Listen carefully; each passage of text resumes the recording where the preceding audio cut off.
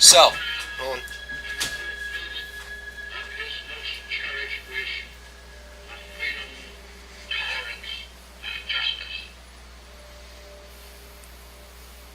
The more you know.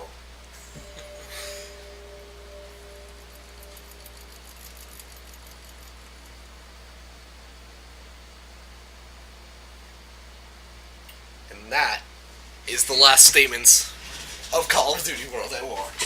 Final thoughts. Oh shit, loud. Thank you for telling me I just played Call of Duty World at War. dedicated to the veterans of World War II who sacrificed their lives for the preservation of liberty. Alright, final thoughts. Okay. This...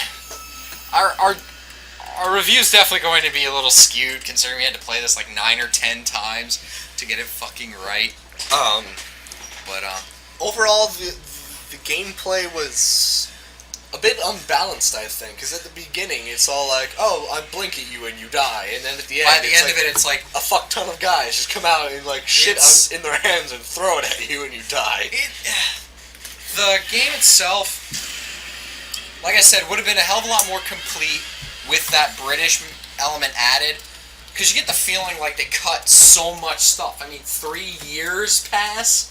There could have been a lot they could have put in there to make up for that. Okay, and to be honest, there isn't a lot of meat to this game. It doesn't really offer anything new to the genre that other Call of Duty games haven't already offered. I mean, Medal of Honor at least. All they really did was this, with Nazi zombies, but that's about it. That's the only thing that people remember about World at War. But Medal of Honor, at least, the first time around, it was a good realistic war shooter, which at that time was pretty new. Rising Sun, while it was a terrible game, it was the first game that I know of that was dedicated entirely to the Pacific Theater. Not split between two.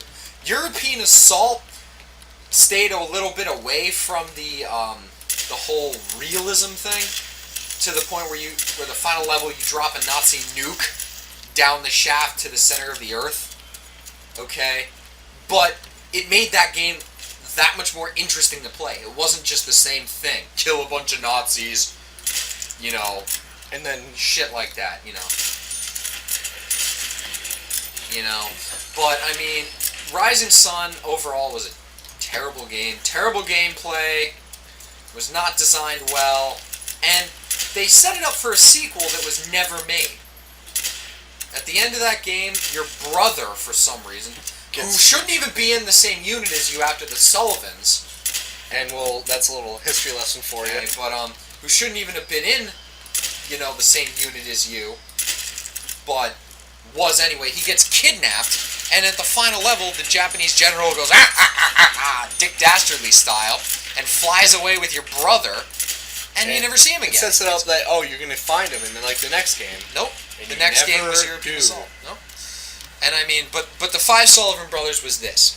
Okay, the 5 Sullivan brothers were 5 brothers who joined up in the early stages of World War II, and were all placed on the same ship, the USS Juno, I believe it was. They all wanted to be on the same ship. And that ship was actually sunk, and all 5 of the Sullivan brothers were killed. So that entire family lost every child that they had. Every male child. Now, this was still like back in the days where it was like, it was important to have a son, The daughter didn't really count. Because she wasn't in the war, but you lost all traces of your name, essentially. Sons. So after that, what they did was, they said that 2 brothers cannot be in the same... I don't even think they were allowed in the same branch of the military. No, they were allowed in the same branch, if they were in the same theater. Okay, so you couldn't have like 2 of them in the Navy in the Pacific theater. But you can have 2 in the Navy, 1 in European, 1 in the Pacific. And that's actually the story behind Saving Private Ryan. If you didn't know the story, it seems kind of strange that all these guys were risking life and limb to go after this one guy. But if you paid attention,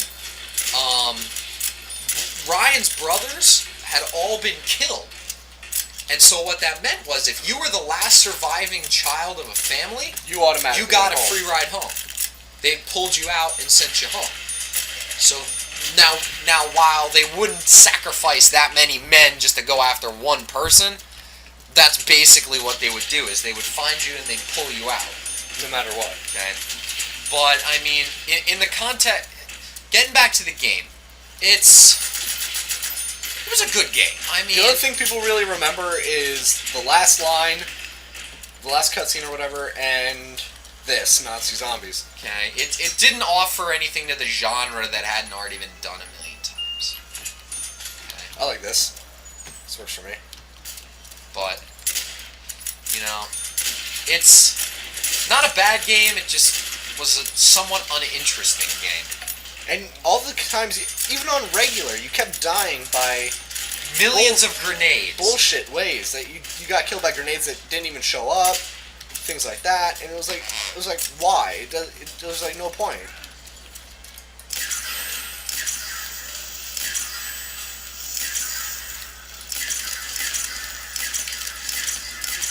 And this is all the ray gun is good for. Getting zombies to go cold fucking boom. My thoughts on the game.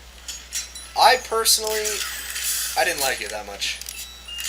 I was disappointed with it. I was ready and hyped up for a new World War II game, because I will always be a sucker for World War II games. I'm sorry. Granted, this kind of killed the World War II genre for me a little bit.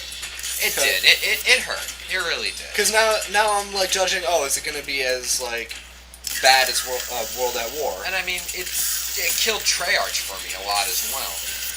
Not that you needed another reason, because remember Call of Duty 3. Yeah. I actually like Call of Duty 3, I think, better than I like this. But you have to admit, Call of Duty 3 is still bad. Yeah, but at least it had some variety. You know.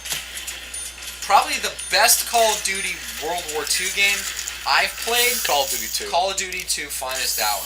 Because not only did it added so much. It had the regenerating health, which is the first in the whole Call of Duty series. But one thing that always was a thing for me... Whoa, Jesus Christ. Yeah, I'm fine with that. Okay. It added so many new weapons, because it added new campaigns. You got French weapons for the first time. You got 3 French weapons. The rifle, the submachine gun, and light machine gun. Yeah. You went to Italy. You got an Italian rifle. You got an Italian submachine gun. You even got 2 Italian machine guns. And so those are things I had never seen before and haven't seen since. You know, so it added that much more of an element to that. But overall, what should we give this? I'd give it 2.5 stars out of 5. I'd say I'd probably give it a 5 or 6 out of 10. Not bad by any stretch of the imagination, but it's not like it has faults, but it doesn't really have any redeeming factors. It's very inconsistent. It does not have any large faults, but the problem is it has no real redeeming factors. Let's make a list of the faults. The grenade indicators don't show up. The Japanese people die randomly. The hit indication hit registration is a bit dodgy. Just generally little niggles that like break the game into something. And get. I mean, granted, if something made like massive happen, I'd think, shit, they did that on purpose. But like the little things just make it seem like it was really bad build quality to me. But yeah, overall, not the best game in the world. Call of Duty wise, my favorite modern one anyway for the current gen consoles is 4. Yeah, 4. All right. Well, thank you guys. We've finally got this finished. After what, a year later? After probably more than a year since we started it. This is Twilight Fox 109. Game Freak 5264. Thank you for watching. Signing out. See ya.